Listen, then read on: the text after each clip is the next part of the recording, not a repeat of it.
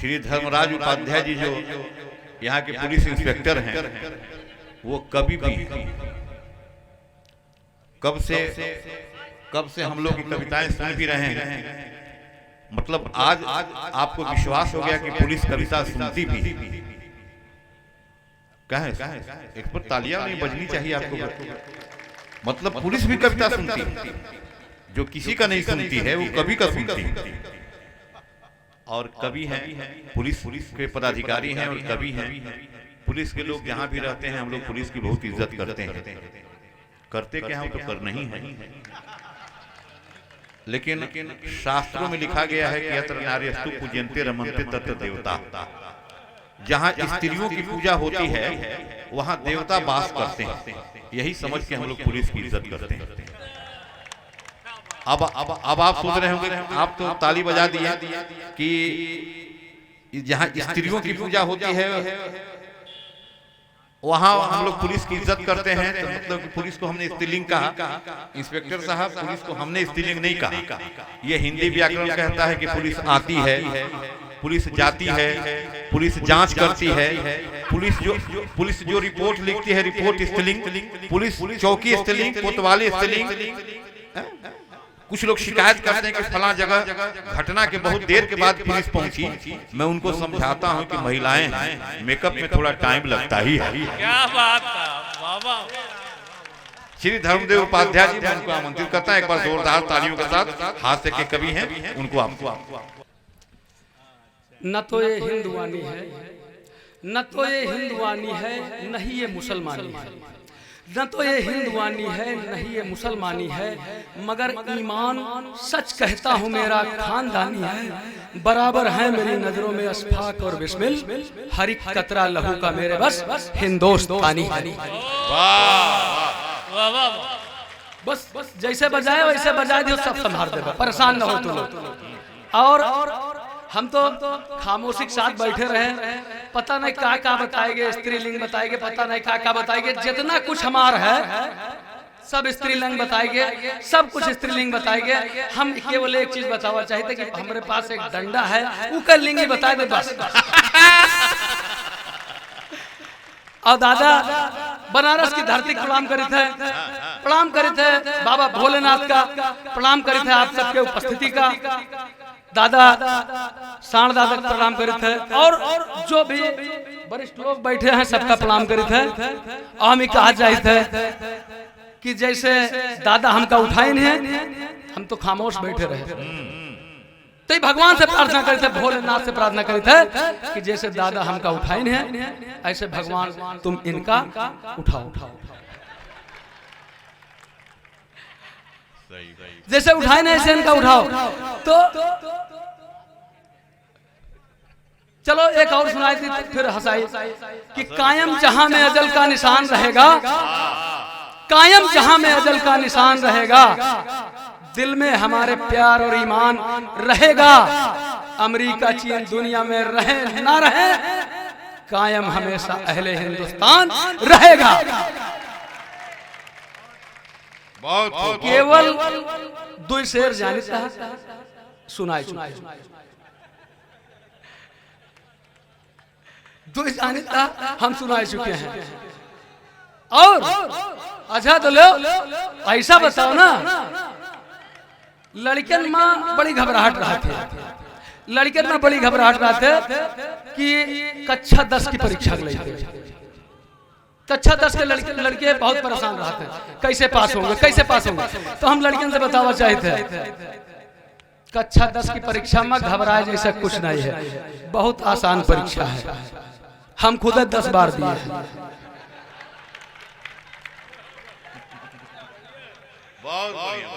तो ऐसे हंसा करिए, मजा आई बिल्कुल पूरा फुल फार्म कि 10वीं बार फेल होने पर, 10वीं बार फेल होने पर पिताजी ने कहा, नालायक तुझे शर्म नहीं आई है? पड़ोस के शर्मा जी की लड़की को देख, पूरे शहर में फर्स्ट आई है। मैंने कहा बापू तुम्हारी बात मान मान के ही ये सारे खेल हुए हैं, और शर्मा जी की लड़की को हम क्या देखें? अरे उसी लड़की देख देख के तो हम 10 साल से फेल हुए हैं। सो रहे थे क्लास में, टीचर ने जगाया। सो रहे थे क्लास में, टीचर ने जगाया। क्यों आते हो स्कूल? उन्होंने पूछा तो मैंने बताया कि आप तो गुरुजी खाली खुरपेज के लिए जाने जाते हैं और हम तो स्कूल केवल विद्या के लिए आते हैं। टीचर ने कहा एग्जाम के बाद रिजल्ट पे रोते हो, विद्या चाहिए और क्लास में सोते हो। मैंने कहा गुरुजी तुम्हारी बुद्धि सठियाई है और ठीक से देखो आज विद्या स्कूल नहीं आई है। और अभी शंकर कैमूरी दादा निजामत कर रहे थे तो एकता पर मरने की बात कर रहे थे। हम सीधे साधे आदमी हैं, हम भी समझे किसी एक सब मरने की बात करते हैं, फिर ही बताए कि हम बुजुर्ग हो गए हैं। आदरणीय तिवारी दादा सुदामा तिवारी जी गुरु जी ये भी बुजुर्ग, लेकिन हमारे देश में जो बुजुर्ग है किसी से कम नहीं है। तो अपने बुजुर्गों के लिए, जमा दिल बुजुर्गों के लिए कहना चाहता हूं कि दबे वो पांव चलते हैं मगर आहट नहीं जाती। दबे वो पांव चलते हैं मगर आहट नहीं जाती। बुढ़ापे में भी शेरों की गुर्राहट नहीं जाती। और जवानी जीते हैं ऐसे, दबे वो पांव चलते हैं मगर आहट नहीं जाती। बुढ़ापे में भी शेरों की गुर्राहट नहीं जाती। और बुढ़ापा जीते हैं ऐसे, जवानी छाई हो जैसे। ये मिर्चे सूख जाते फिर भी कड़वाहट नहीं जाती। और अगला शेर सुनिएगा कि रखा हो दूर भट्टी से, रखा हो दूर भट्टी से तब भी छूना नहीं चाहिए। रखा हो दूर भट्टी से तब भी छूना नहीं चाहिए। बहुत ही देर तक लोहे की गर्माहट नहीं जाती। और जैसे हमको यहाँ बुलाया आप लोग, ताली बजाया तो एकदम दिल खुश हुआ कि ये मोहब्बत देख के आपकी, और मोहब्बत एकदम से अंदर जाग गई। अब दिल में भावना उत्पन्न हुई है। भावना ये उत्पन्न हुई है कि जैसे आज आपके बीच में यहाँ मैं आया हुआ हूँ, ईश्वर अल्लाह आपके लिए भी ऐसा दिन लाए कि आप हमारी थाने में कोतवाली में हवालात लाए। हर भाई गलत कहा यार, तुम्हारे यहाँ मैं आया तो मेरे यहाँ तुम आओ। मैं कुछ गलत कहा यार है? अरे और फिर ऐसा है कि इसी डर से लोग ताली बजा रहे हैं कि न जाना पाना। और फिर जैसे आप यहाँ बजाते हो, भगवान वो दिन आवे कि हम भी बजा। भगवान वो दिन लावे कि हम भी बजावे। तो मैंने कहा बहुत जो है अफवाह है कि पुलिस इंट्रोगेशन करती क्या करती है, कोई कहता है ये मारती, ऐसा नहीं है। हर बार मारपीट ही कारण नहीं होता है। एक इंट्रोगेशन की कहानी आप लोगों को सुनाता हूँ। दादा पीछे आवाज जा रही है आप लोगों का? हाँ तो ताली बजाओ, कोई तमाशा देखा है होगा कि पकड़ा गया बदमाश बहुत ही शातिर अपराधी था। जेल तोड़ने, हत्या करने, डांके मारने का आदी था। यूं तो कर चुके थे तमाम पुलिस वाले उससे अपनी भाषा में पूछताछ, मगर उगलवा नहीं पाए थे उससे न कुछ आम न कुछ खास। चल चुके थे उस अपराधी पर लाठी डंडे पट्टे जूते लात। छुप छुप तमाशा देख रही थी क्या क्या हवालात। फिर एक दरोगा जी बोले ये ऐसे नहीं बताएगा। फिर एक दरोगा जी बोले ये ऐसे नहीं बताएगा, इसको करंट लगाओ। तो एक अधिकारी बोले नहीं करंट वरंट रहने दो, ऐसा करो धर्मराज को बुलाओ। धर्मराज हमारा नाम है, आप लोग जान ही रहे हैं। इसके बाद उस बदमाश से पूछताछ का जिम्मा मेरे सर पर आया। मैंने 2 कप चाय, एक अपने लिए, एक उस बदमाश के लिए मंगाया। मैंने कहा घबराओ मत, मैं मारपीट नहीं करता, सिर्फ हंसता और मुस्कुराता हूँ। तुम चाय पियो, मैं तुम्हें अपनी एक कविता सुनाता हूँ। फिर मैंने उसको सुनाई अपनी एक गजल, कुछ रुबाई।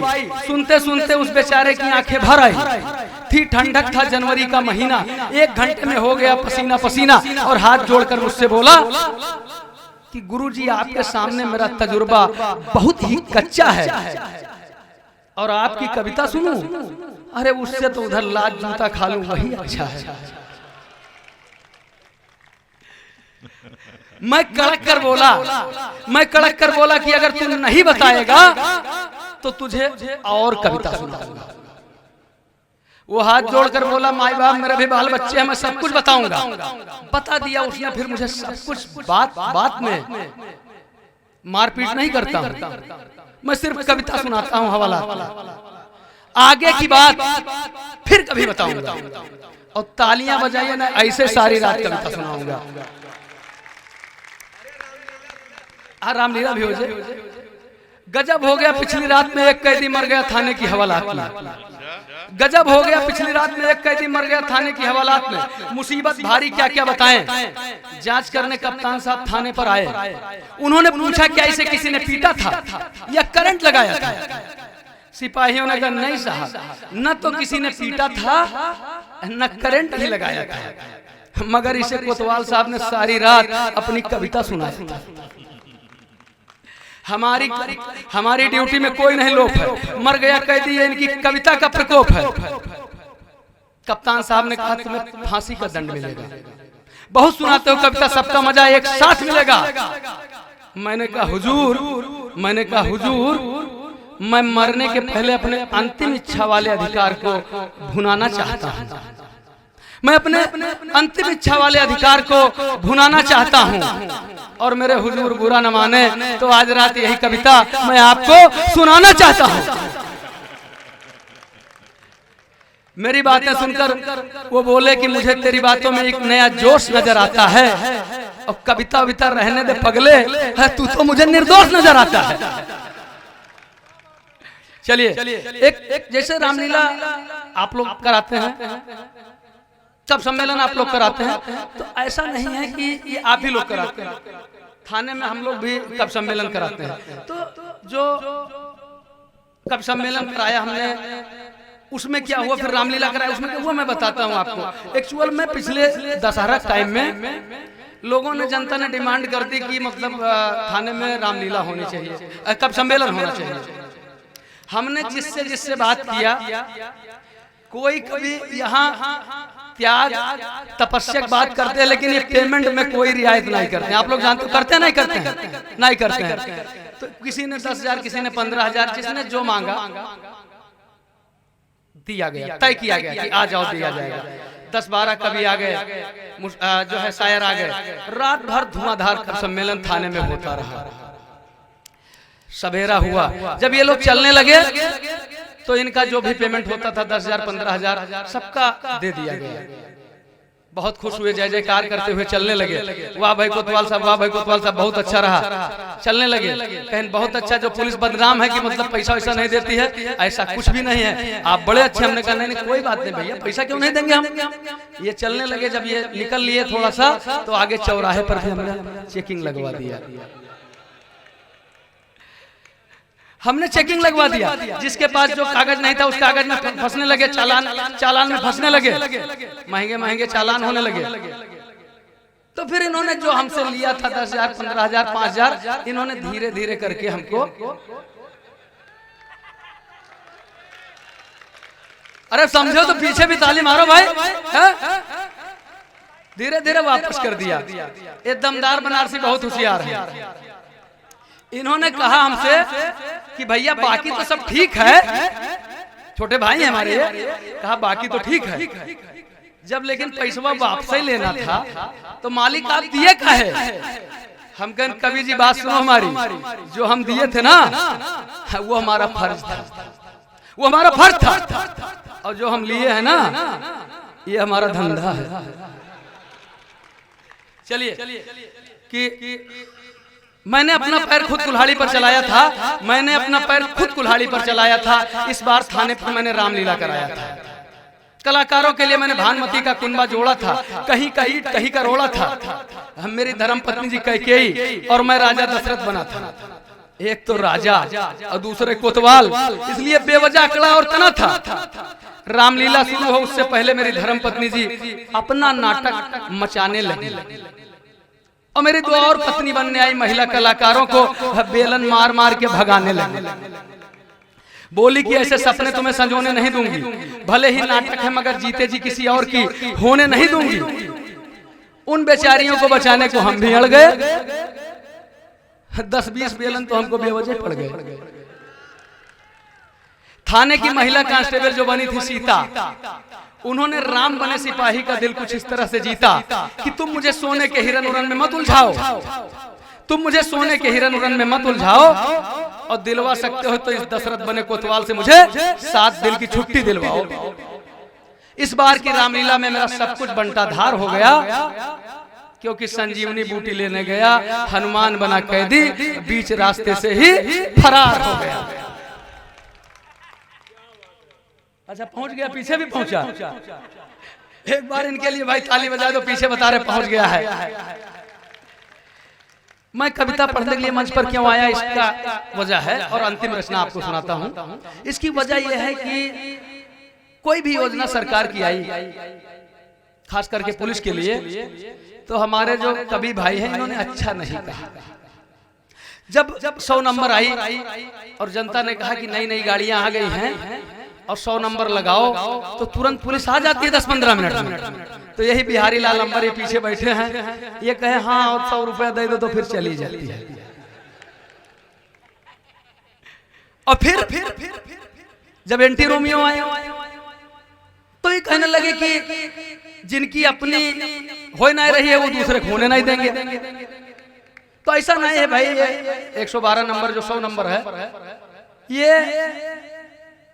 जनता को समस्या से मुक्ति दिलाने के लिए है, जनता परेशान न हो। एंटी रोमियो है छेड़खानी से मुक्ति दिलाने के लिए, आप लोग जानते हो। तो एक पैरोडी रचना आपको सुनाता हूँ। अपने माल का मैं प्रचार करूंगा, प्रोडक्ट का मतलब प्रचार करूंगा, और आपको आगे से पीछे तक जो लोग बैठे हो मजा आएगा, इसकी फुल गारंटी है।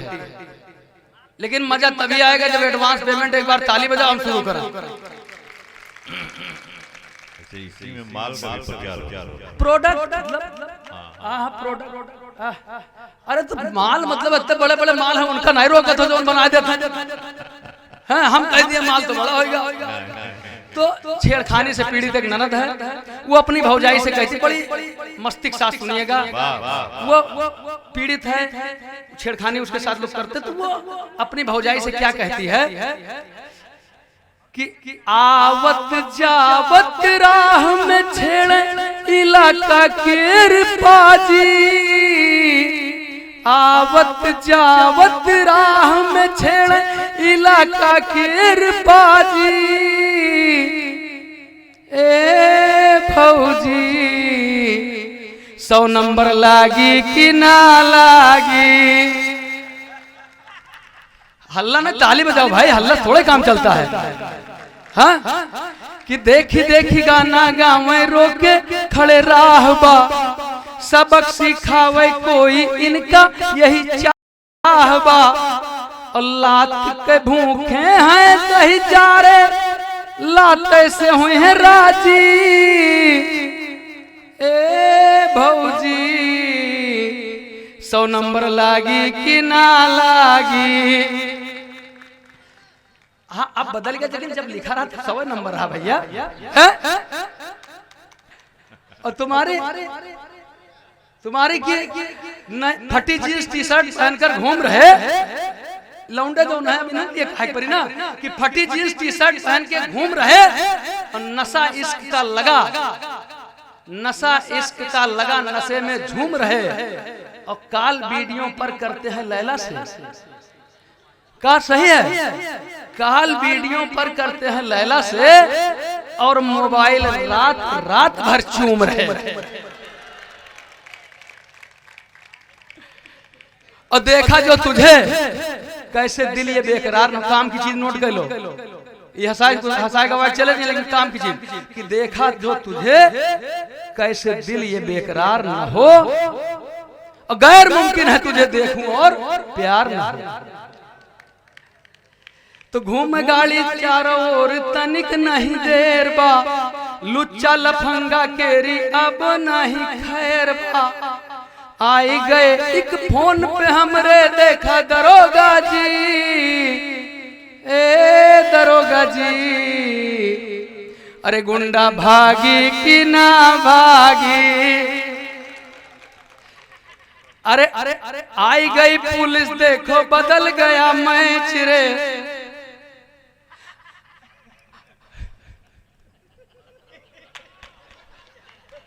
हाँ हाँ पढ़े तो एक बार तालियां हो जाए। हाँ हाँ नहीं बहुत अच्छा पढ़ा। हाँ हाँ अच्छा अच्छा अच्छा चलिए। आई गई पुलिस देखो बदल गया मैच रे, भागी नहीं पहले गुंडा हो गई कैच रे, पकड़ के ले जा थाने रपट लिखा दो जी, ए दरोगा जी, अरे पट्टा बाजी की ना बाजी। तो बहुत बहुत धन्यवाद, बहुत मोहब्बत के साथ आप लोग सुनो, बहुत आभार। और अब बस होएगा इजाजत दो। हाँ